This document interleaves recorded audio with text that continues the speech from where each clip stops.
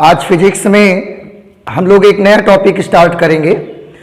आपको फिर से मैं एक बार याद दिला देता हूं, जैसे लास्ट हमारा जो टॉपिक था उसमें हम ये पढ़ रहे थे कि हमारा जो विद्युत द्विध्रुव होता है, इलेक्ट्रिक डायपोल होता है, उस इलेक्ट्रिक डायपोल की वजह से इलेक्ट्रिक डायपोल अपने चारों तरफ इलेक्ट्रिक फील्ड बनाता है। हमने देखा उसकी एक्सिस पर भी इलेक्ट्रिक फील्ड का फॉर्मूला क्या रहेगा, हमने उसकी इक्वेटोरियल लाइन यानी कि उसकी नक्ष पर भी देखा कि उसकी वजह से एक इलेक्ट्रिक फील्ड का फॉर्मूला क्या रहेगा। उसके बाद हमने ये भी देखा कि डायपोल के चारों तरफ अगर हम किसी जनरल पॉइंट पर देखें तो इलेक्ट्रिक फील्ड का फॉर्मूला क्या रहेगा, और उससे जुड़ी हुई बहुत सारी चीजें हम लास्ट लेक्चर्स में पढ़ चुके हैं। आज डायपोल से ही रिलेटेड एक फिर से नया आर्टिकल हम यहां पर स्टडी करेंगे, जिसमें हम ये देखेंगे जैसे कि आप सभी जानते हैं कि डायपोल अपने चारों ओर इलेक्ट्रिक फील्ड बनाता है, विद्युत क्षेत्र बनाता है। आज हम स्टडी करेंगे कि अगर हम डायपोल को ही किसी इलेक्ट्रिक फील्ड में रख दें, मींस एक दूसरा इलेक्ट्रिक फील्ड है, डायपोल का नहीं है, एक दूसरा कोई इलेक्ट्रिक फील्ड है, उस विद्युत क्षेत्र में अगर हम एक डायपोल को ले जाकर के रख देते हैं तो उसका बिहेवियर कैसा होता है, आज हमको यह स्टडी करना है। ओके, तो हमारा जो आर्टिकल होगा that will bee behaviour of an electric dipole kept in an uniform electric field.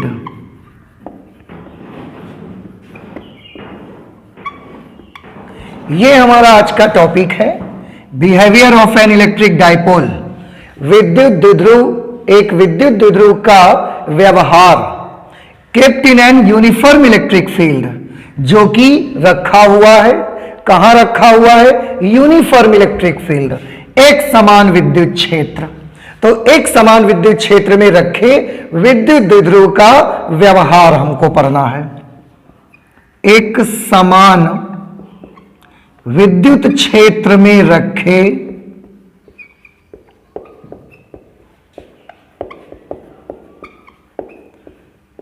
एक समान विद्युत क्षेत्र में रखे विद्युत द्विध्रुव का व्यवहार। आपको याद रखना है विद्युत क्षेत्र एक समान होना चाहिए, यूनिफॉर्म इलेक्ट्रिक फील्ड, और उसमें हम एक इलेक्ट्रिक डायपोल रखेंगे और देखेंगे कि उसका बिहेवियर कैसा होता है। So this is our today's topic. Okay, इसके लिए मैं एक काम कर लेता हूं। सबसे पहले यहां पर मैं यूनिफॉर्म इलेक्ट्रिक फील्ड ले लेता हूं। बेटा आप सभी को याद होगा यूनिफॉर्म इलेक्ट्रिक फील्ड मींस एक समान विद्युत क्षेत्र। एक समान विद्युत क्षेत्र के लिए क्या निशानी थी कि जितने भी इलेक्ट्रिक फील्ड लाइंस होंगी, पहली बात तो वो सब बराबर बराबर दूरी पर होंगी और एक ही दिशा में रहेंगी। तो एक ही दिशा में रहेंगी और इक्विडिस्टेंट होंगी, ऐसा electric field uniform electric field होता है, एक समान विद्युत क्षेत्र प्रदर्शित करता है। आपको याद होगा कैसे बनाते हैं हम uniform electric field. Uniform electric field को दो प्लेट्स जिनमें से एक प्लस और दूसरी माइनस से एक दूसरे के आमने सामने रख दें तो भी उनके बीच यूनिफॉर्म इलेक्ट्रिक फील्ड बन जाता है। या तो मैंने बताया था आपको कि एक चार्ज पार्टिकल है जो कि काफी ज्यादा डिस्टेंस पर है, तो वहां से जो फील्ड लाइंस आती हैं वो भी लगभग पैरेलल आती हैं, एंड एट दैट सिचुएशन वो भी एक यूनिफॉर्म इलेक्ट्रिक फील्ड की तरह बिहेवियर करता है। तो ये मैंने एक समान विद्युत क्षेत्र बनाया जिसमें जो भी विद्युत बल रेखाएं मैंने बनाई सबकी डायरेक्शन सेम है और सबके बीच का डिस्टेंस सेम है। अब इस एक समान विद्युत क्षेत्र में हम एक डायपोल रखेंगे, एक विद्युत द्विध्रुव रखेंगे, और मान लिया कि वो विद्युत द्विध्रुव हमने ऐसे रखा जिसका द्विध्रुव आघूर्ण की दिशा, द्विध्रुव आघूर्ण मींस पी की दिशा विद्युत क्षेत्र की दिशा से कुछ कोण बनाता है। जैसे मैं यहां पर आपको बना के दिखाता हूं, ये मैंने ऐसा डायपोल रख लिया,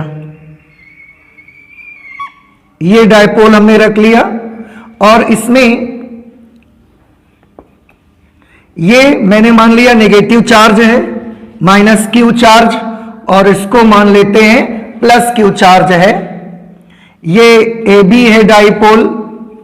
आप बच्चों को याद होगा डायपोल का मिड पॉइंट कैपिटल एम माना करते थे हम लोग, और टोटल डिस्टेंस, टोटल लेंथ जो डायपोल की होती थी, सभी बच्चों को याद होगा कि ये टोटल डिस्टेंस 2L मानते थे हम।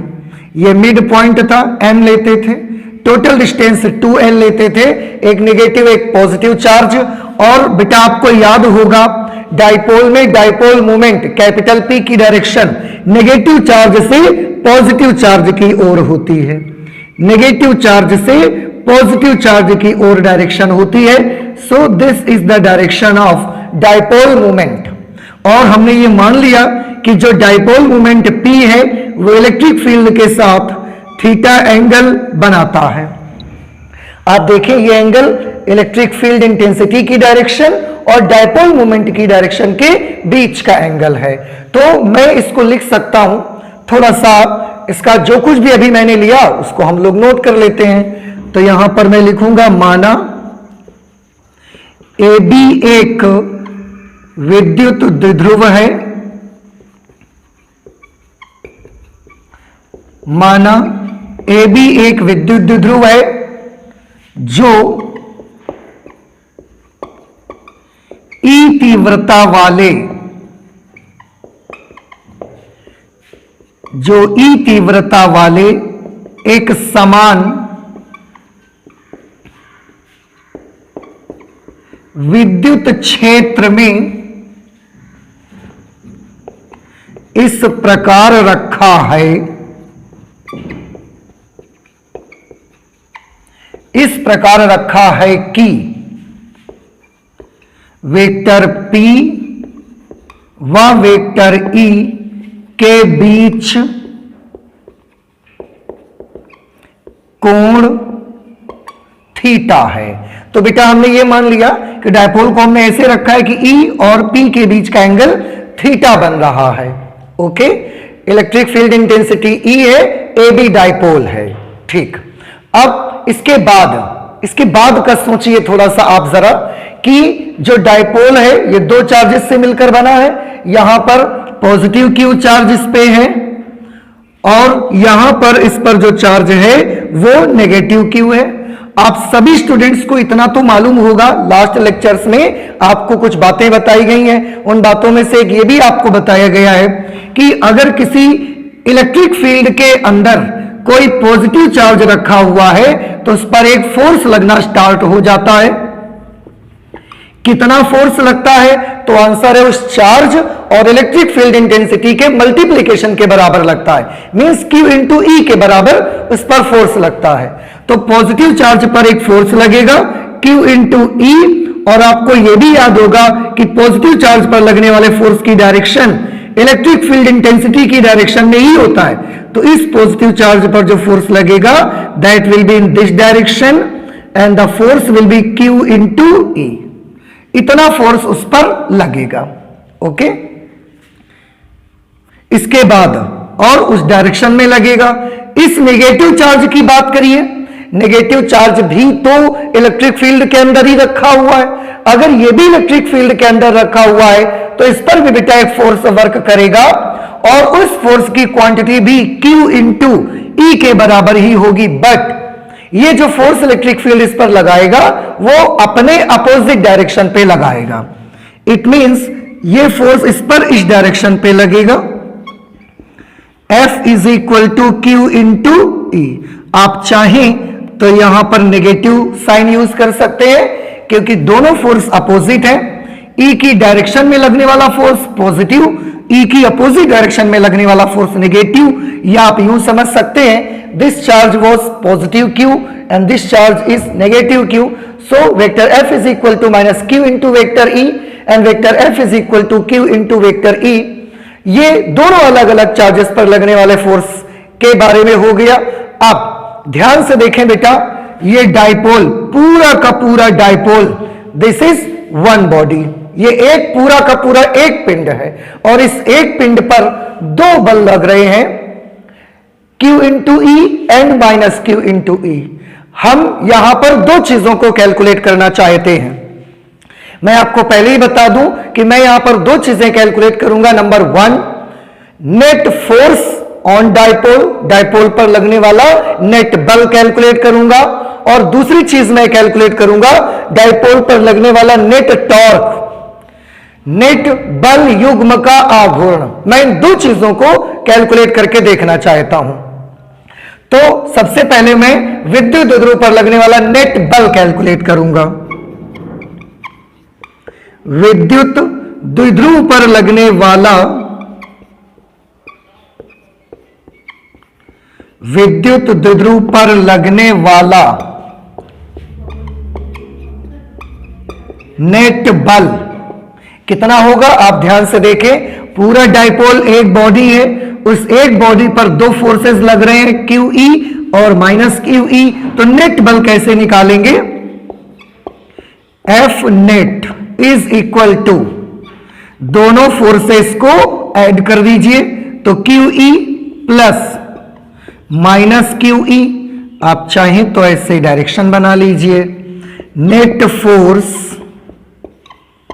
is equal to positive QE and negative QE, they will cancel each other and the net force will become 0. Okay, it means कि अगर हम किसी भी डायपोल को किसी एक समान विद्युत क्षेत्र में, ध्यान रखिएगा इलेक्ट्रिक फील्ड एक समान है, एक समान विद्युत क्षेत्र में अगर हम क्षेत्र के साथ थीटा एंगल बनाते हुए रख देते हैं तो उस पर लगने वाला नेट बल 0 होता है। अब अगर किसी भी ऑब्जेक्ट पर लगने वाला नेट बल 0 होता है तो इसका क्या मतलब है, उससे क्या रिजल्ट मिलता है, तो आपको बता दूं मैं कि अगर किसी भी ऑब्जेक्ट पर लगने वाला नेट बल 0 होता है तो बेटा वो रेखीय गति नहीं कर सकता, क्योंकि नेट बल लगने से ही वो रेखीय गति कर पाता है। लेकिन अगर उस पर लगने वाला नेट बल 0 है तो वो रेखीय गति नहीं कर सकता। इट मींस अगर इस डायपोल पर लगने वाला नेट बल 0 है तो इसका रिजल्ट ये मिलेगा कि ये वाला डायपोल जो कि एक इलेक्ट्रिक फील्ड के अंदर रखा हुआ है ये कभी रेखीय गति नहीं करेगा। मींस मैं यहां पर नोट कर सकता हूं, नोट अतः यह विद्युत द्विध्रुव, यह विद्युत द्विध्रुव रेखीय गति, रेखीय गति मींस लीनियर मोशन नहीं करेगा। आप सभी बच्चों को यह याद रखना है that this dipole do not have any linear motion.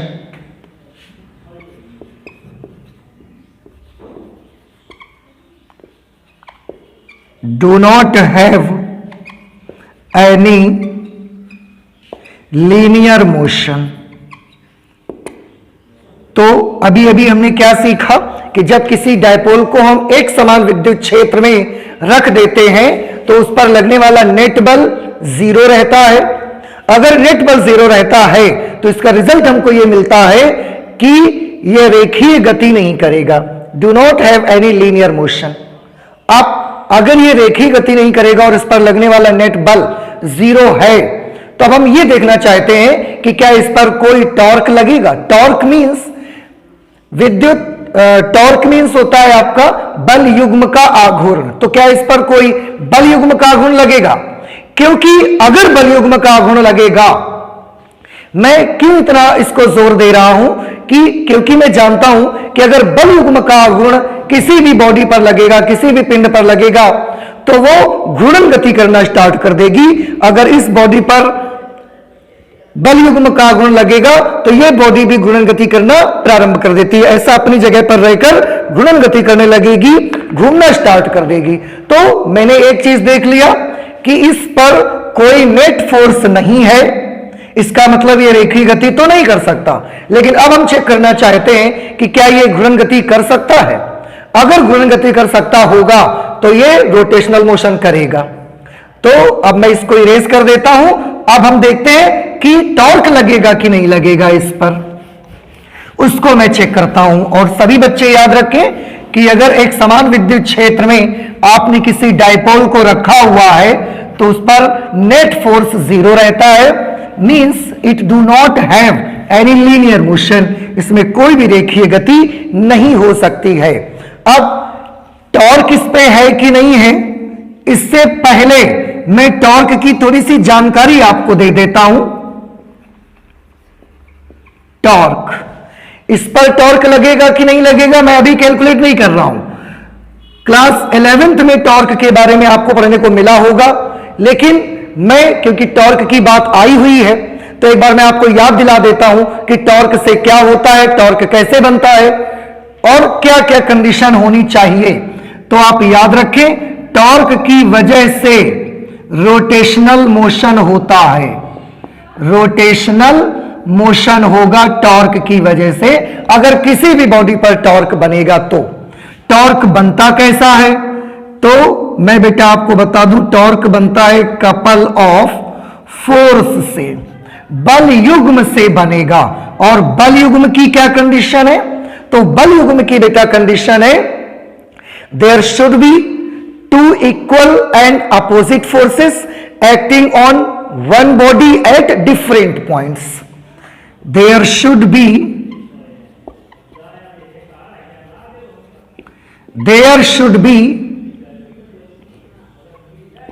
two equal and opposite forces acting on one body at different points. So this is the condition for the couple of force।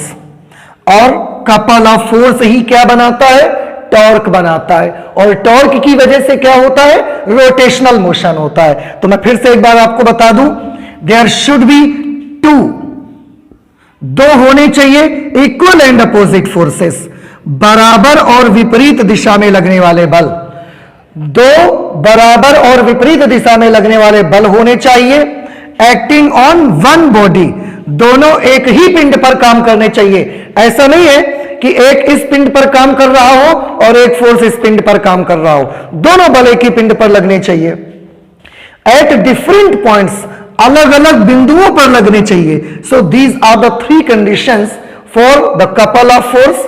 क्या क्या है, दो बराबर और विपरीत बल होने चाहिए, एक ही पिंड पर लगने चाहिए और उस पिंड के अलग अलग बिंदुओं पर लगने चाहिए। जैसे इसके लिए बहुत सारे एग्जांपल हैं। आप अगर बाइक चलाते हैं तो बाइक के हैंडल पर आप देखते हैं दो बराबर विपरीत बल लगाते हैं हम लोग हैंडल को टर्न करने के लिए, और बराबर विपरीत बल लगाते हैं, एक ही पिंड पर लगाते हैं, अलग अलग बिंदुओं पर लगाते हैं। हैंडल इज वन बॉडी, एक ही पिंड पर लगाते हैं लेकिन अलग अलग बिंदुओं पर लगाकर हम उसको टर्न करते हैं। घर में आपके पानी की टंकी से आने वाला जो पाइप होता है उसमें टैप लगा होता है, टोटी जिसको आप कहते हैं, उसको भी खोलने के लिए आप देखें, खोलने या बंद करने के लिए अंगूठे के साथ एक उंगली यूज करते हैं और विपरीत दिशा में ऐसा चलाते हैं। दो बराबर और विपरीत बल एक ही पिंड पर काम करते हैं लेकिन अलग अलग बिंदुओं पर, एक को हम यहां लगाते हैं, एक को हम यहां लगाते हैं। बड़ी गाड़ियों के स्टीयरिंग आप देखिए, ट्रक के स्टीयरिंग को आप देखें, ड्राइवर्स लोग इस तरह से घुमाते हैं। पूरा स्टीयरिंग एक बॉडी है, एक बॉडी के अलग अलग बिंदुओं पर लगाते हैं और बराबर और विपरीत बल लगाते हैं। ऐसा करने से कपल ऑफ फोर्स कहते हैं इसको, और कपल ऑफ फोर्स से टॉर्क बनता है और टॉर्क से रोटेशनल मोशन होता है। So these are the condition for the torque for the rotational motion. Now we have to see कि क्या इस डाइपोल पर कोई टॉर्क लगेगा। तो चलिए देख लेते हैं, अगर ये इन शर्तों को पूरा करता होगा तो इस पर भी कपल ऑफ फोर्स बनेगा, टॉर्क लगेगा and it will rotate. Okay, आप देखें बेटा, यहां पर भी दो बल हैं, पूरी एक बॉडी है ये, इस एक बॉडी पर दो फोर्स लग रहे हैं, F is equal to Q E, F is equal to Q E. बराबर हैं, दोनों की क्वांटिटी बराबर है, Q into E, Q into E. दोनों की डायरेक्शन अपोजिट है, एक इलेक्ट्रिक फील्ड के अलोंग लग रहा है and the other one is opposite to electric field. तो दो हो गए बराबर और विपरीत दिशा में लगने वाले बल हो गए। अगली condition, acting on one body, एक ही पिंड पर काम करने चाहिए। तो बेटा पूरा का पूरा डाइपोल वन बॉडी है, एक ही पिंड पर दोनों काम कर रहे हैं। यह भी कंडीशन पूरी हो गई। एट डिफरेंट पॉइंट्स, अलग अलग बिंदुओं पर काम करने चाहिए। तो इस बॉडी पर अलग अलग बिंदुओं पर काम कर रहे हैं। एक फोर्स बिंदु ए पर वर्क कर रहा है और दूसरा फोर्स जो है वह बिंदु बी पर वर्क कर रहा है। इट मींस डाइपोल जिसको हमने एक समान विद्युत क्षेत्र में रखा है, उस पर लगने वाले फोर्सेस कपल ऑफ फोर्स की सभी शर्तों को पूरा करते हैं। अगर कपल ऑफ फोर्स की सभी शर्तों को पूरा करते हैं, इसका मतलब साफ है कि ये दोनों फोर्सेस मिलकर एक टॉर्क बनाएंगे और उस टॉर्क की वजह से रोटेशनल मोशन डाइपोल करेगा। कैसे रोटेशनल मोशन करेगा? तो बेटा आप देखिए, समझिए कि ये डाइपोल एक डंडा है, एक रॉड है। अब इस रॉड पर आपने एक फोर्स इधर की तरफ लगाया है QE और एक फोर्स इधर की तरफ लगाया है QE। अब आप थोड़ा सा इसको देखें, एक इधर की तरफ लगाएंगे, एक इधर की तरफ लगाएंगे और ये डंडा ऐसे रखा है। तो क्या करने लगेगा ये जब आप फोर्स लगाएंगे? ऐसा हो जाएगा। ऐसी पोजीशन से, इस कंडीशन से रोटेट होके ऐसा आया तो इस पर टॉर्क लगेगा और टॉर्क की वजह से रोटेट होगा। तो इस कंडीशन को मैं लिख देता हूं कि डाइपोल पर टॉर्क लगेगा या नहीं लगेगा। यहां पर मैं लिखता हूं क्योंकि विद्युत द्विध्रुव पर दो बराबर परंतु विपरीत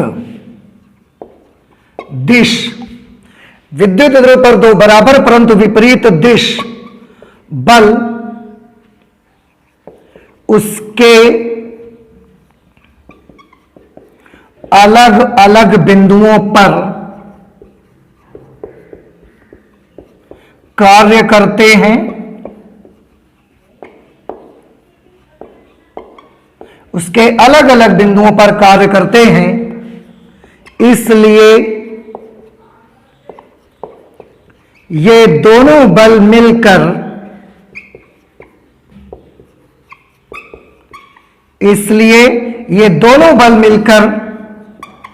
एक बल युग्म को ही हम बोलते हैं कपल ऑफ फोर्स। एक बल युग्म बनाते हैं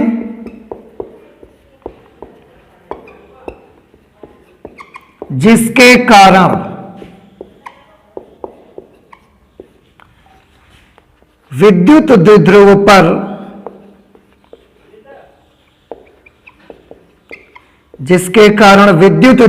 पर एक बल युग्म का आघूर्ण आरोपित होता है।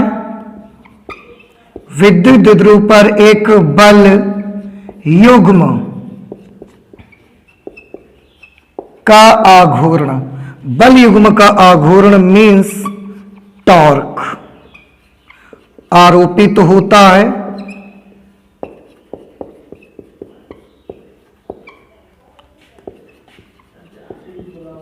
और विद्युत द्विध्रुव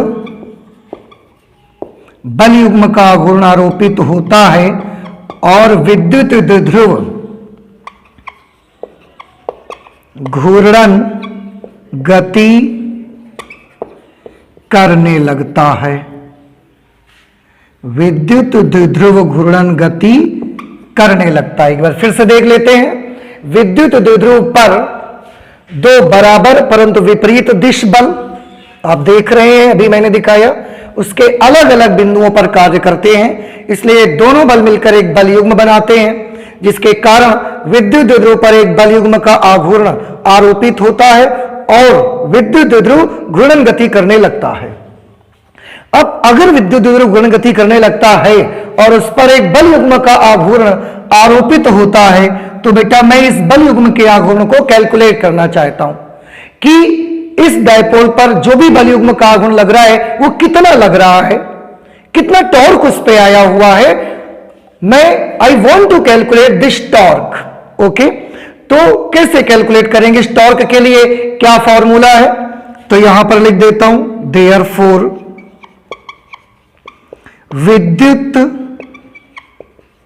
द्विध्रुव पर लगने वाले बल युग्म का आघूर्ण, विद्युत द्विध्रुव पर लगने वाले बल युग्म का आघूर्ण।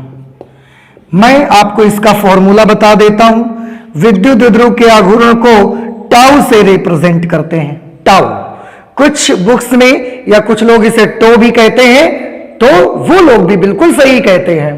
विद्युत द्विध्रुव पर लगने वाले बल युग्म का आघूर्ण, जिसे आप टॉर्क कहते हैं, उसे हम टाउ या टो से रिप्रेजेंट करते हैं। इस तरह का सिंबल बनाते हैं। क्लास 11th में भी आप इसका सिंबल बना के आए हैं। इसका फॉर्मूला होता है एक बल, बेटा ये जो दो बल लग रहे हैं, एक F is equal to Q E की डायरेक्शन में, एक F is equal to minus Q E के अपोजिट। इन दोनों बलों में से कोई एक बल आपको लेना है।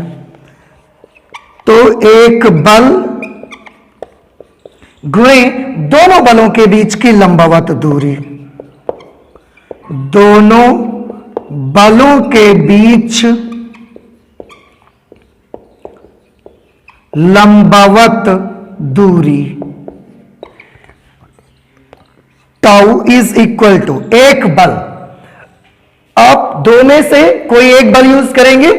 मैं उस बल का मैग्नीट्यूड F लिख देता हूं। दोनों बलों के बीच लंबवत दूरी, तो क्या इन दोनों बलों के बीच में कोई लंबवत दूरी है? तो चलिए देख लेते हैं दोनों बलों के बीच कोई लंबवत दूरी है या नहीं है।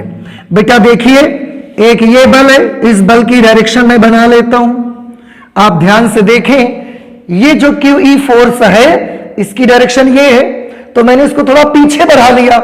ये इसकी लाइन ऑफ एक्शन है, जिसे आप क्रिया रेखा कहते हैं। तो ये है F is equal to minus Q E की क्रिया रेखा, लाइन ऑफ एक्शन है, और ये है F is equal to Q E की क्रिया रेखा। हमें तो दोनों बलों के बीच लंबवत दूरी चाहिए। लंबवत दूरी के लिए मैं क्या करूंगा, ये इसकी लाइन ऑफ एक्शन है, ये इसका लाइन ऑफ एक्शन है।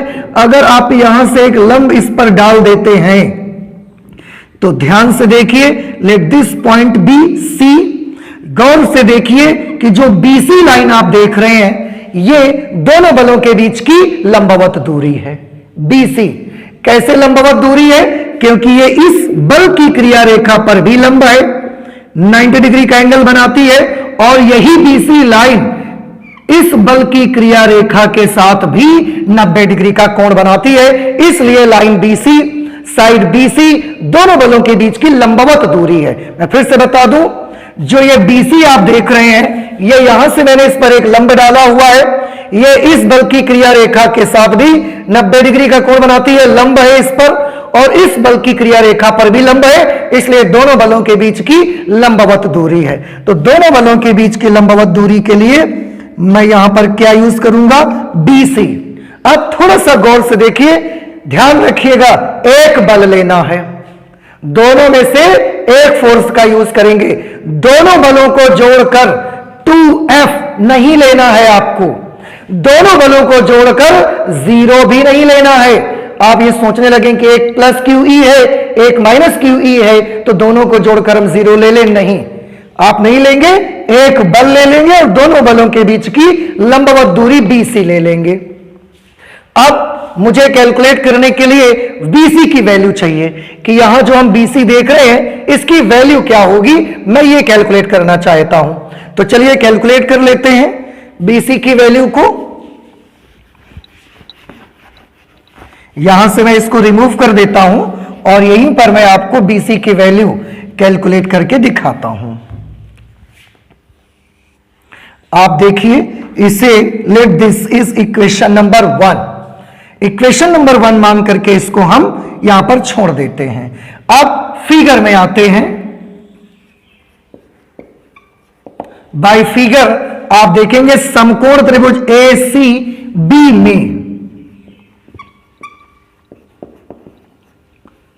समकोण त्रिभुज ए सी बी में।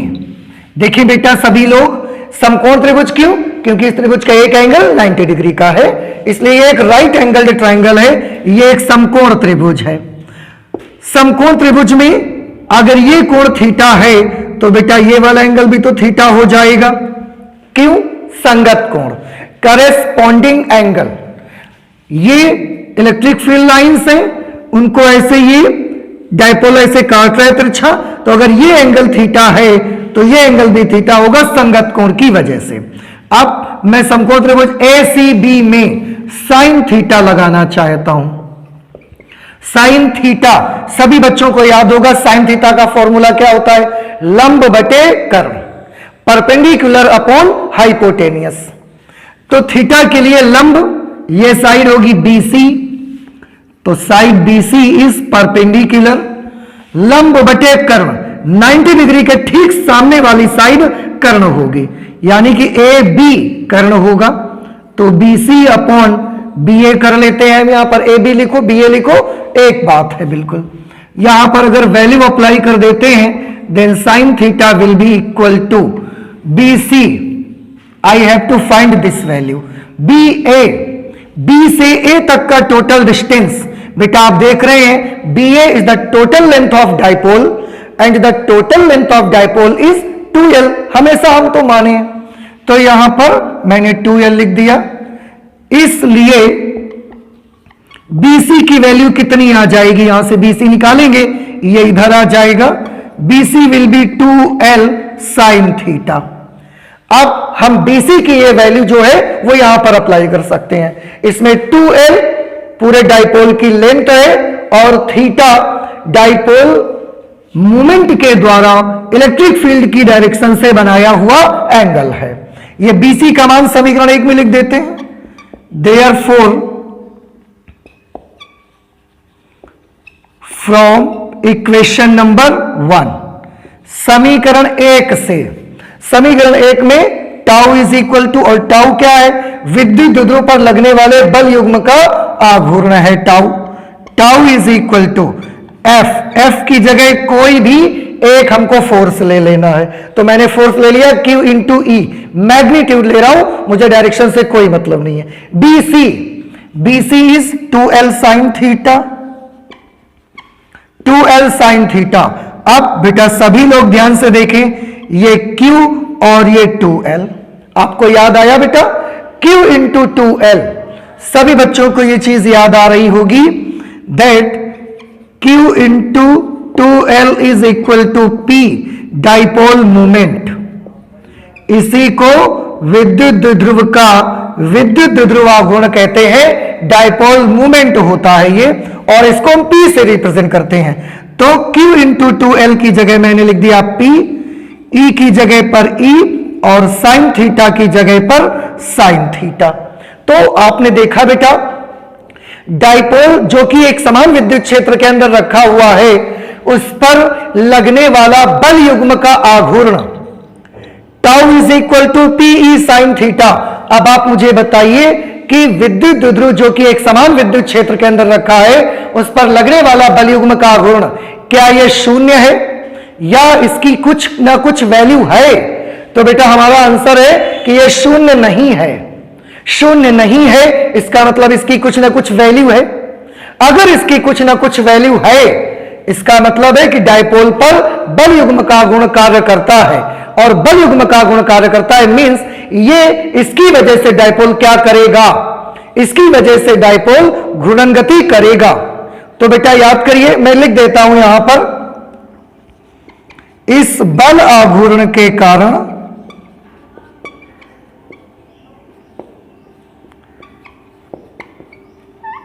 इस बल आघूर्ण के कारण द्विध्रुव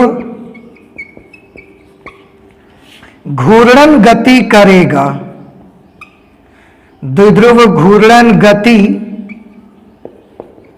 करेगा, रोटेशनल मोशन करेगा। तो याद कीजिए बेटा, सबसे शुरुआत में जब हमने बात की तो आपको बताया कि अगर विद्युत द्विध्रुव को एक समान विद्युत क्षेत्र में रख देते हैं तो उस पर लगने वाला नेट बल कितना आया हुआ था? आंसर है उस पर लगने वाला नेट बल था 0। तो हमने डिसाइड किया था कि क्योंकि इस डाइपोल पर लगने वाला नेट बल शून्य है, अतः ये लीनियर मोशन नहीं करेगा। लेकिन उसी डाइपोल पर लगने वाले बल युग्म का आघूर्ण शून्य नहीं है, उसकी कुछ ना कुछ वैल्यू है, इसलिए घूर्णन गति करेगा। सो प्लीज रिमेंबर कि अगर किसी भी विद्युत द्विध्रुव को हमने एक समान विद्युत क्षेत्र में रख दिया है तो उस पर लगने वाला नेट बल कितना होगा? आंसर है शून्य होगा। नेट बल शून्य होने से वो क्या नहीं करेगा? आंसर है वो रेखीय गति नहीं करेगा। क्या उस पर लगने वाले बल युग्म का आघूर्ण भी शून्य है? आंसर है नहीं, उसकी कुछ ना कुछ वैल्यू है। अगर उसकी कुछ ना कुछ वैल्यू है तो इसकी वजह से क्या करेगा? आंसर है इसकी वजह से वो घूर्णन गति करेगा। इट मींस कि एक समान विद्युत क्षेत्र के अंदर रखा हुआ डाइपोल घूर्णन गति करेगा लेकिन रेखीय गति नहीं करेगा, सीधा ऐसे नहीं चलेगा, लेकिन अपनी जगह पर रहकर रोटेशनल मोशन करेगा। ओके, अब ये हमने पढ़ लिया। इसमें और भी बड़ी इंपॉर्टेंट चीजें हैं, उनको भी हम लोग देखते हैं। वो इंपॉर्टेंट चीजों के बारे में अब आगे चलते हैं, तो मैं इसे ही रेस कर देता हूं। वो इंपॉर्टेंट चीजें ये हैं, थोड़ा सा इसके फॉर्मूले को बेटा देखें सभी लोग। जब आप इसका फॉर्मूला देख रहे हैं, tau is equal to P E into sine theta, सभी बच्चे गौर से देखेंगे। पी क्या चीज है? विद्युत द्विध्रुव आघूर्ण। यह एक सदिश राशि है कि अदिश? आंसर है ये तो एक सदिश राशि है। विद्युत क्षेत्र की तीव्रता भी एक सदिश राशि है। टाउ बल युग्म का आघूर्ण है। क्लास 11th में बेटा आपने पढ़ा हुआ है, it is also a vector quantity. तो P भी सदिश राशि है, E भी सदिश राशि है और टाउ भी सदिश राशि है। मतलब साफ है कि दो सदिश राशियों का ऐसा मल्टीप्लिकेशन हुआ है कि उससे एक सदिश राशि मिल रही है। ध्यान से देखिए, दो सदिश राशियों का ऐसा मल्टीप्लिकेशन हुआ है, ऐसा गुणा यहां पर हुआ है जिससे हमें एक सदिश राशि प्राप्त हो रही है। अब आप अपने पिछले नॉलेज से मुझे बता सकते हैं कि दो सदिश राशियों के मल्टीप्लिकेशन से अगर एक सदिश राशि प्राप्त हुई है तो यह किस प्रकार का मल्टीप्लिकेशन है, यह किस प्रकार का गुणन है। तो आपको सभी बच्चों को याद होगा कि यह सदिश गुणन कहलाता है, क्रॉस मल्टीप्लिकेशन कहलाता है। अगर ये क्रॉस मल्टीप्लिकेशन कहलाता है तो हम इसे वेक्टर फॉर्म में कैसे लिख सकते हैं? Vector form of tau. Tau का वेक्टर फॉर्म क्या होगा? क्रॉस प्रोडक्ट है, इसलिए मैं लिख सकता हूं vector P cross vector E। This is the vector form of tau कि दोनों सदिश राशियां, दोनों सदिश राशियों का मल्टीप्लिकेशन करने से भी एक सदिश राशि मिल रही है, ऐसा क्रॉस प्रोडक्ट में ही होता है और इसलिए मैंने इसको लिख दिया।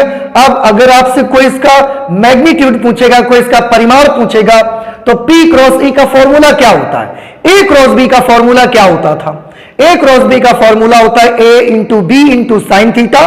तो P क्रॉस E का फॉर्मूला क्या होगा? P into E into sine theta, यह मैग्नीट्यूड होगा इसका। ओके, अब उससे भी आ गया, लेकिन ध्यान रखें बेटा, यह सारा कुछ कहां पर हो रहा है?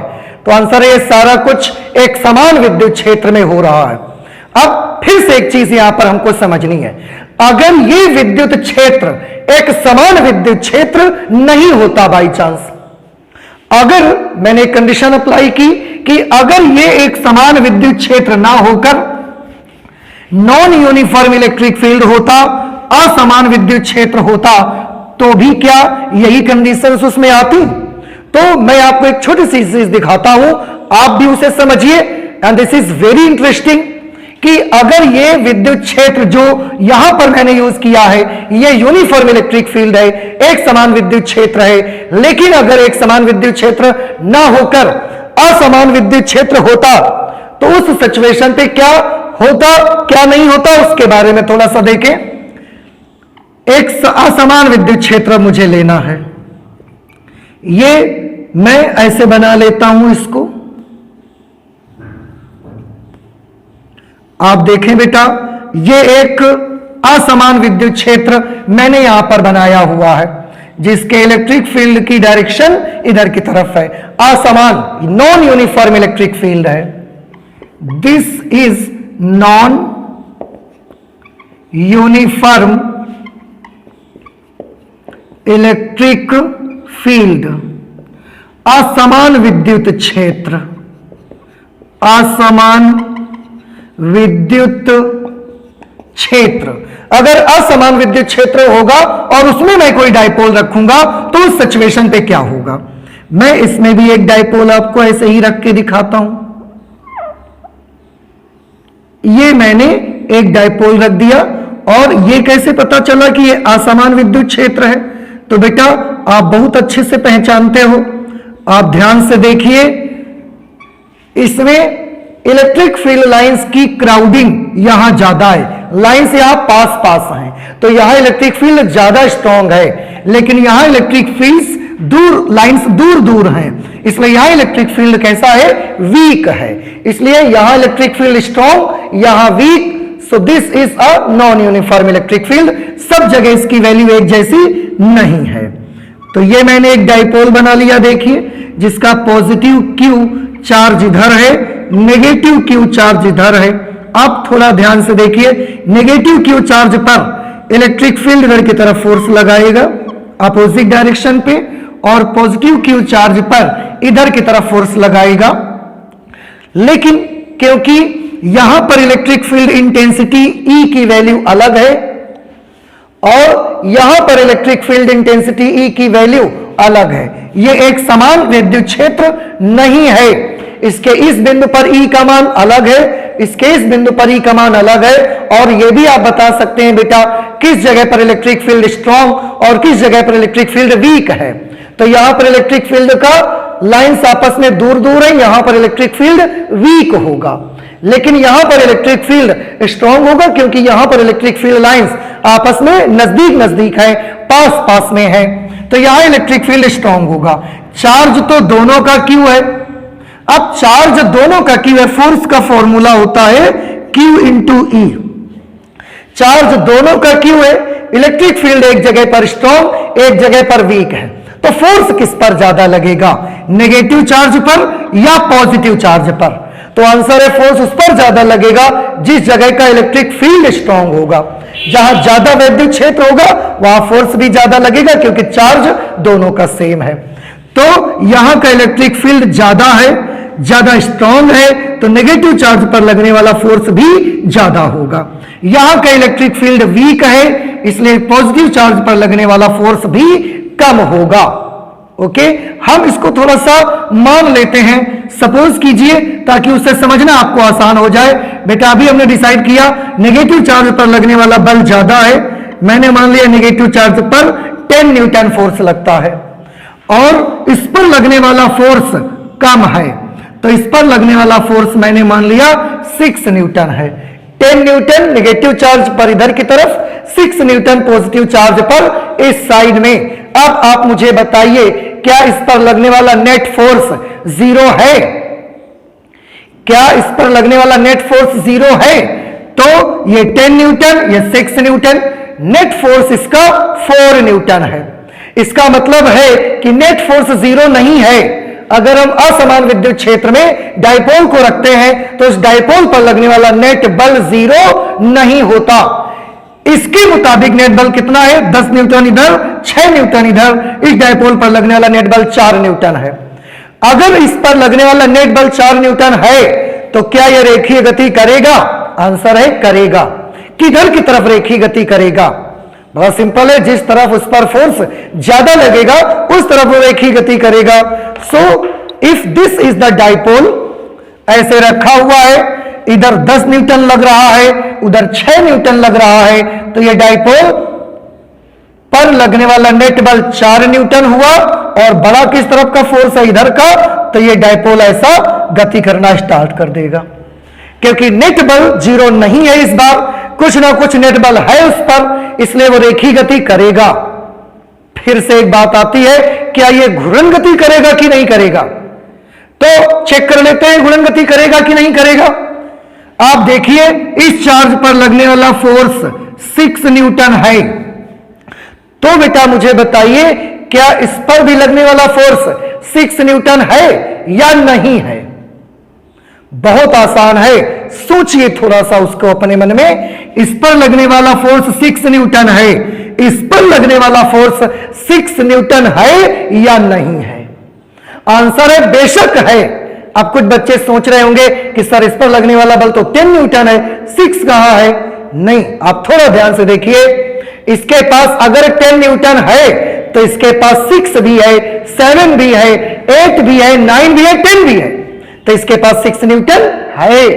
अब जरा गौर से देखिए, इसका 6 न्यूटन और इसका 6 न्यूटन, इसका 6 न्यूटन और इसका 6 न्यूटन, दोनों मिलाकर टॉर्क बना लेंगे और ये रोटेशनल मोशन करेगा। इसके अलावा इस पर जो एडिशनल 4 न्यूटन है, जो एक्स्ट्रा 4 न्यूटन इसके पास है, उस 4 न्यूटन की वजह से ये इधर की तरफ रेखीय गति करेगा। सो दिस इज वेरी इंटरेस्टिंग। मैं फिर से एक बार आपको बता दूं, इसके 6 न्यूटन और इसके 6 न्यूटन की वजह से ये कपाला फोर्स बना लेंगे, टॉर्क बनेगा और ये रोटेशनल मोशन करना स्टार्ट कर देगा। इसके पास जो 4 न्यूटन ज्यादा है, उस 4 न्यूटन की वजह से वो लेफ्ट साइड की ओर रेखीय गति भी करेगा। तो यहां पर रखा डाइपोल किस प्रकार का मोशन करेगा?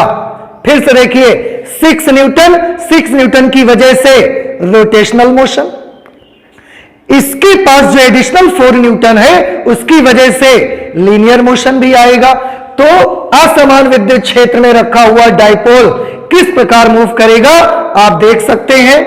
ये रोटेशनल मोशन भी करेगा, लीनियर मोशन भी करेगा। मींस अगर ये ऐसे रखा हुआ है तो ये ऐसे गति करेगा, अगर रखा हुआ है ऐसे तो ये घूमता भी जाएगा और ऐसे चलता भी जाएगा। इस तरह से वो रेखीय गति भी करेगा और घूर्णन गति भी करेगा, दोनों प्रकार के मोशन होंगे। सो प्लीज रिमेंबर कि अगर हम एक डाइपोल को किसी असमान विद्युत क्षेत्र में रखेंगे तो वो दोनों प्रकार के मोशन करेगा। उस पर नेट बल लगने की वजह से रेखीय गति करेगा, कपल ऑफ फोर्स की वजह से वो रोटेशनल मोशन करेगा। मैं फिर से याद दिलाऊं, इसका 6 न्यूटन और इसका 6 न्यूटन मिला करके कपल ऑफ फोर्स बनाएंगे, टॉर्क बनेगा, रोटेशनल मोशन करेगा। इसके पास जो एक्स्ट्रा 4 न्यूटन होगा उसकी वजह से रेखीय गति करेगा, तो ये घूर्णन गति भी करेगा और रेखीय गति भी करेगा। ये बहुत याद रखिए, ये घूर्णन गति के साथ साथ रेखीय गति भी करेगा। अब मैं इसको इरेज कर देता हूं। आई होप, मुझे उम्मीद है कि आप सबको ये वाली बात समझ में आई होगी। अब मैं इन सब चीजों को यहां से साफ कर देता हूं। इसमें बेटा मुझे कुछ कंडीशंस भी अप्लाई करनी है। क्या कंडीशंस अप्लाई करनी है जरा ध्यान से देखें आप सभी लोग। There should be some special conditions, special conditions. हमने बेटा यहां पर टाउ का एक फॉर्मूला अभी अभी पढ़ा है, tau is equal to P into E into sine theta.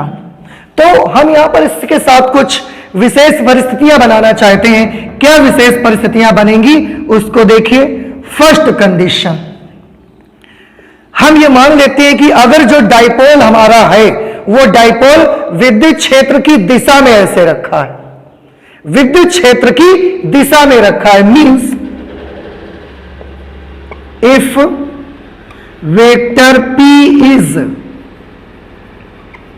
along vector E, अगर विद्युत द्विध्रुव आघूर्ण विद्युत क्षेत्र की तीव्रता की दिशा में है, कैसे होगा?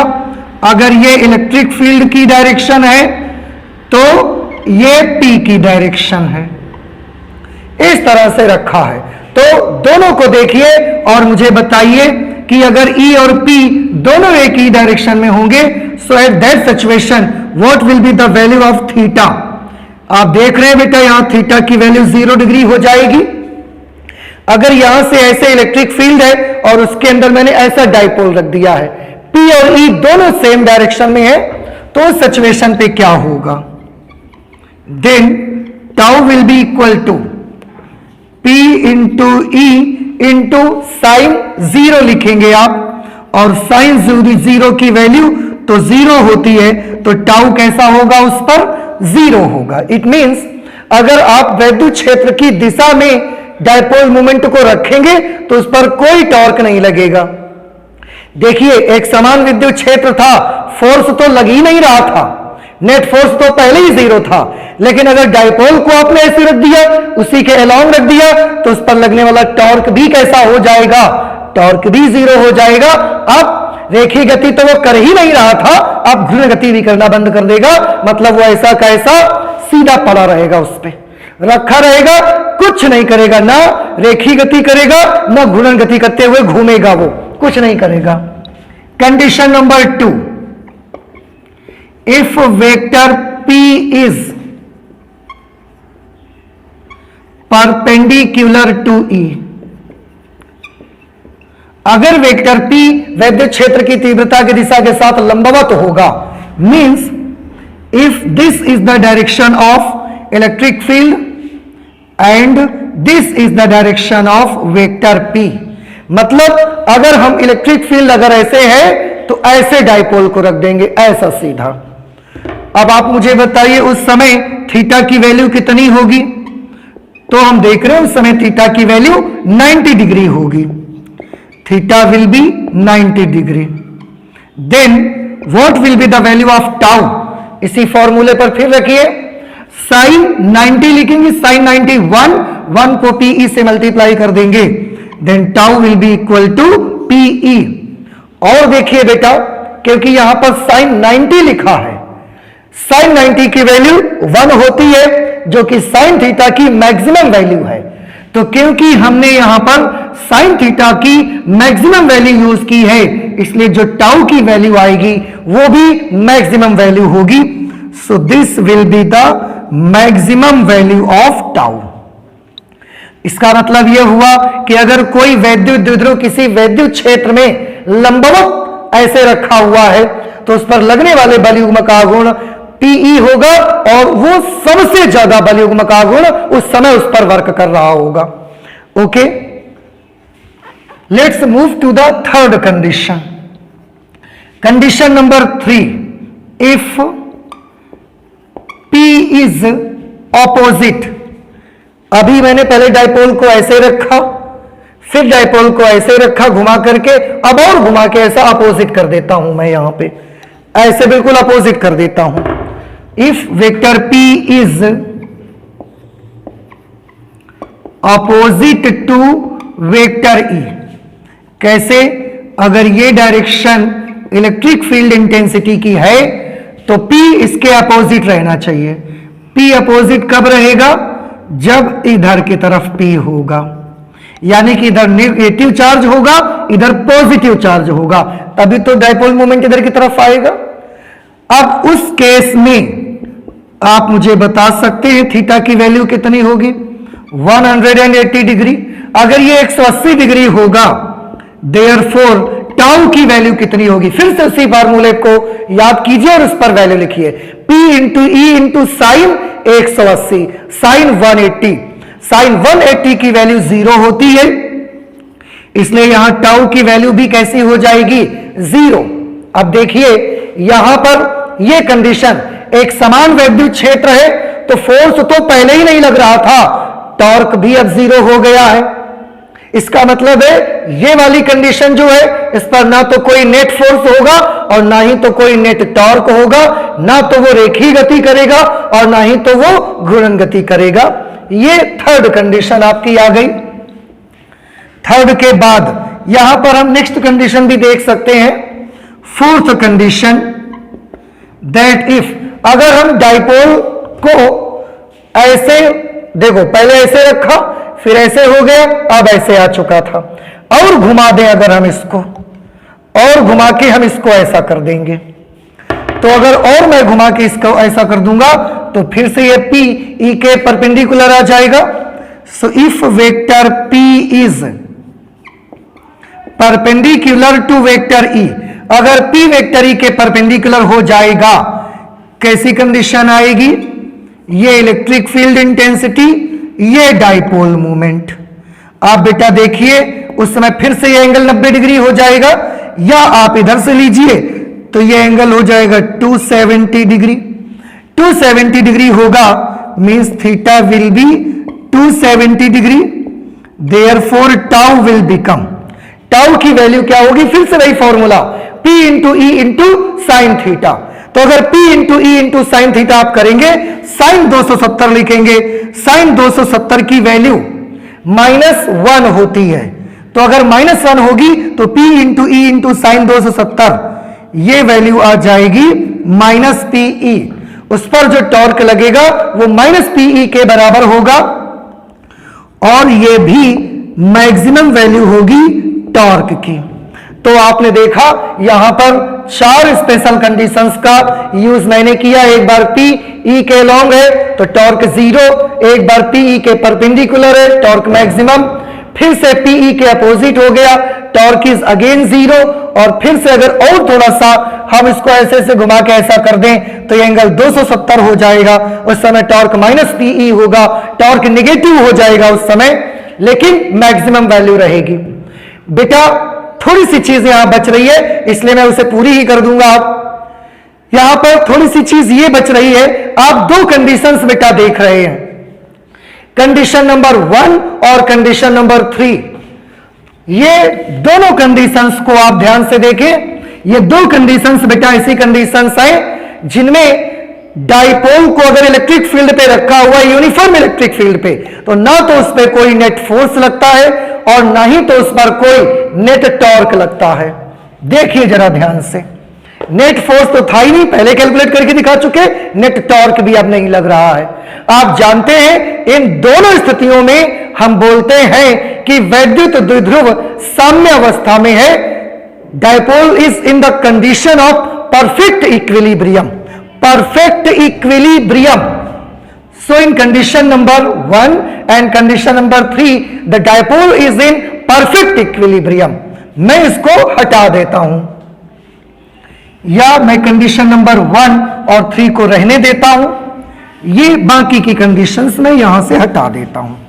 तो हमने क्या देखा बेटा, क्योंकि आपने भी देखा कंडीशन नंबर 1 और कंडीशन नंबर 3 दोनों पर नेट टॉर्क कैसा है, 0, और नेट फोर्स तो पहले ही 0 था, सबसे शुरू में कैलकुलेट करके दिखा दिया था। So there is one noticeable point that in condition 1 and 3, in condition 1 and 3 क्या हमने देखा, number 1 net force is 0, number 2 net torque is equal to 0। आप भी देखिए नेट टॉर्क 0 आपके सामने दिख रहा है, नेट फोर्स ऑलरेडी 0 हो चुका है, कंडीशन नंबर 1 एंड 3। इस कंडीशन को इन दिस कंडीशन, इस कंडीशन में the dipole, in this condition dipole is in perfect equilibrium.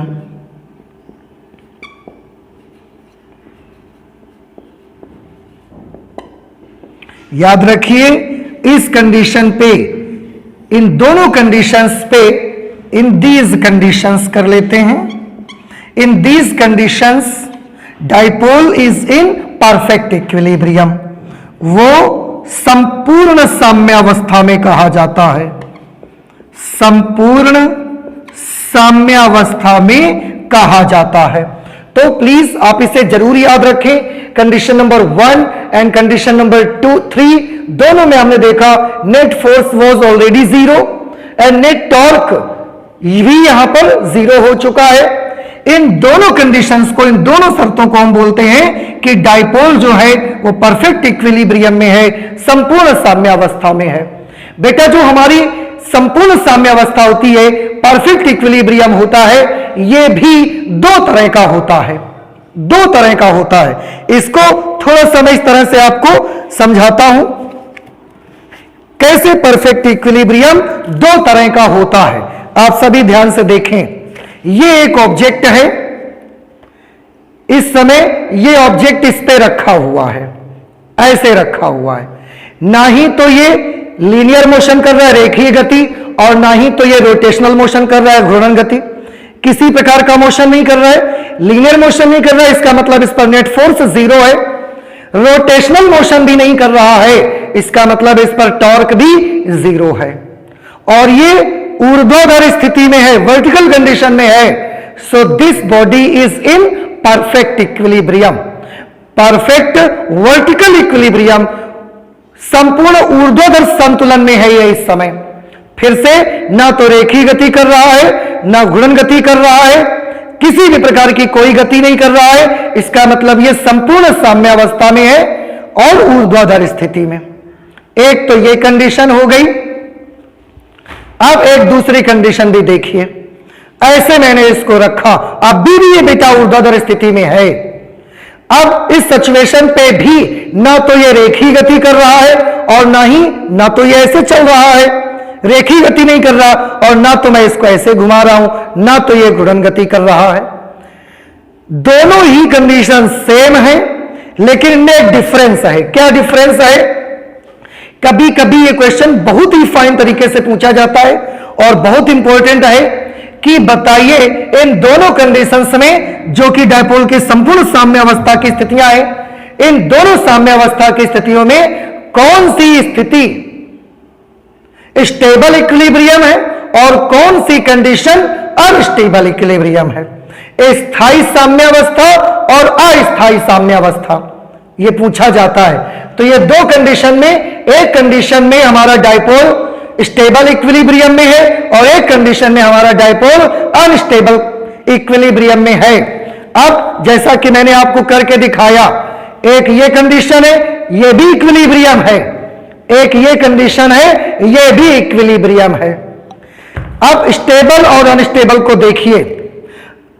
अगर कोई भी ऑब्जेक्ट किसी भी कंडीशन में है, अगर मैं उसको थोड़ा सा डिस्टर्ब कर देता हूं, थोड़ा सा विस्थापित करके छोड़ देता हूं, तो या तो वो वापस आ सकता है और या तो वो वापस नहीं भी आ सकता है।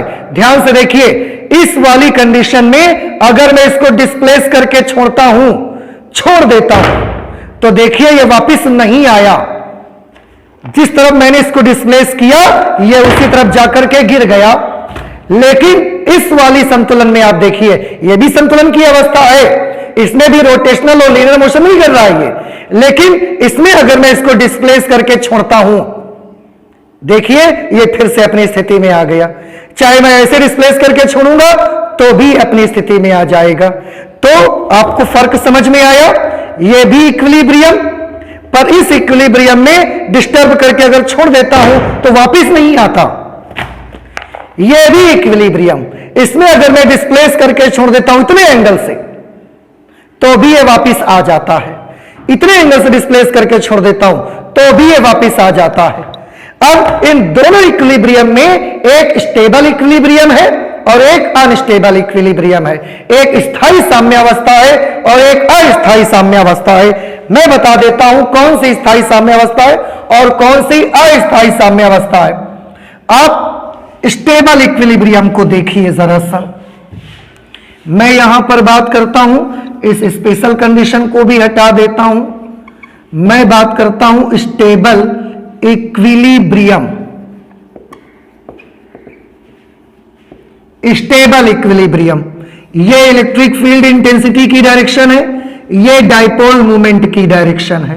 मैंने इस डायपोल मूवमेंट को थोड़ा सा ऐसे डिस्टर्ब कर दिया, ऐसे मैंने कर दिया इससे। ये डायरेक्शन पी की डायरेक्शन मैंने बना दी। पहले ये ऐसे था, मैंने इसको ऐसे छोड़ दिया खींच करके, थीटा एंगल से इसको डिस्टर्ब कर दिया। अब याद करिए, अगर डायपोल मोमेंट की डायरेक्शन ये है तो यहां पॉजिटिव चार्ज होगा, पॉजिटिव चार्ज पर इस तरफ फोर्स लगेगा Q इंटू ई। यहां निगेटिव चार्ज होगा, इस तरफ उस पर फोर्स लगेगा Q इंटू ई। तो बेटा आप देखें, डायपोल मोमेंट अगर ऐसे है और इसको मैंने थोड़ा सा ऐसे डिस्टर्ब करके छोड़ा, इस पर फोर्स इस तरफ लगेगा, इस पर इस तरफ लगेगा, क्या होगा इसका? थोड़ा सा सोचिए, पहले ऐसे था, ऐसे किया, इस पर इस डायरेक्शन में फोर्स, इस पर इस डायरेक्शन में फोर्स, क्या ये वापिस अपनी कंडीशन में आ जाएगा या नहीं आएगा? ये एक डंडा है, इस पर इस तरफ बल लगा, इस तरफ लगा, ऐसे हमने देखा कि ये फिर से घूम के वापिस आ जाएगा। अगर ये वापिस आ जाएगा तो ये कंडीशन नंबर 1 थी और ये स्टेबल इक्विलिब्रियम कंडीशन होगी। याद रखें सभी बच्चे। अब इसी में मैं कंडीशन नंबर 3 की भी बात कर लेता हूं। कंडीशन नंबर 3 में क्या था? आप देखिए, ई इस तरफ था और डाइपोल मोमेंट इस तरफ था। अब यहां पर इसको भी मैं थोड़ा सा डिस्टर्ब करके छोड़ देता हूं, थोड़ा सा डिस्प्लेस करके छोड़ दीजिए। तो मैं ऐसे कर देता हूं इसको, ये डाइपोल मोमेंट हो गया। अगर पहले डाइपोल मोमेंट इस डायरेक्शन में था, मैंने थोड़ा सा डिस्प्लेस करके छोड़ा, थीटा एंगल से डिस्प्लेस करके छोड़ा। अगर ये पी की डायरेक्शन है तो यहां पॉजिटिव चार्ज होगा, पॉजिटिव चार्ज पर फोर्स किधर की तरफ लगेगा? ई की दिशा में, ई की दिशा में फोर्स लगेगा, Q इंटू ई। नेगेटिव चार्ज पर फोर्स ई के अपोजिट डायरेक्शन पे लगेगा, ई के अपोजिट डायरेक्शन पर उस पर फोर्स लगेगा। अब बेटा गौर से बताइए मुझे, डायपोल मोमेंट ऐसा था, मैंने थोड़ा सा इसको डिस्टर्ब किया, जैसे डिस्टर्ब किया इस साइड पर इधर की तरफ फोर्स लगने लगा और इस एंड पर इधर की तरफ फोर्स लगने लगा। अब क्या होगा?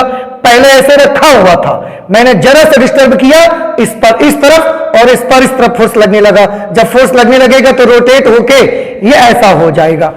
क्या डिस्टर्ब करने के बाद ये वापस अपनी कंडीशन पे आया? आंसर है नहीं। इसको हमने थोड़ा सा डिस्टर्ब क्या कर दिया, ये वापस आया ही नहीं, ये पूरा ऐसा घूम के चला गया। और डिस्टर्ब करने के बाद अगर वापस नहीं आता तो ये अनस्टेबल इक्विलिब्रियम, अगर डिस्टर्ब करने के बाद वापस आ जाता है तो ये स्टेबल इक्विलिब्रियम। यहां वापस नहीं आया, इसलिए ये अनस्टेबल इक्विलिब्रियम है। इसको मैं बोलता हूं dipole is in unstable equilibrium, कि जो डायपोल है वो अस्थायी संतुलन में है, यहां पर स्थायी संतुलन है इसका। आप अगर इसको डिस्टर्ब करके छोड़ भी दोगे तो भी वो वापिस आ जाएगा। यहां पर उसका संतुलन अस्थायी संतुलन है। इसका मतलब अगर आपने थोड़ा सा भी डिस्टर्ब किया तो वो वापस नहीं आएगा, घूम करके दूसरी तरफ चला जाएगा। So this was unstable equilibrium. और इस तरह से बेटा हमने देखा कि अगर किसी भी डायपोल को हम एक्सटर्नल इलेक्ट्रिक फील्ड में रख देते हैं तो उसका बिहेवियर कैसा होता है। डायपोल मोमेंट P और उस पर टॉर्क कितना लगेगा, उसकी कंडीशंस हमने देखी। उन 4 कंडीशन, स्पेशल कंडीशंस में से 2 condition, first and third condition equilibrium की कंडीशंस थी, क्योंकि उस पर नेट फोर्स भी 0 था, नेट टॉर्क भी 0 था, इसलिए परफेक्ट इक्विलिब्रियम था। और उन 2 परफेक्ट इक्विलिब्रियम में से एक स्टेबल इक्विलिब्रियम था, एक अनस्टेबल इक्विलिब्रियम था। आपने ये दोनों भी देखा। तो आज हम अपने फिजिक्स के इस आर्टिकल में इतना ही रखते हैं। आगे का आर्टिकल, आगे का जो भी चीजें होंगी बहुत इंटरेस्टिंग है, वो मैं और भी लेके आपके लिए आऊंगा, लेकिन नेक्स्ट लेक्चर में हम लोग मिलेंगे। Okay, thank you.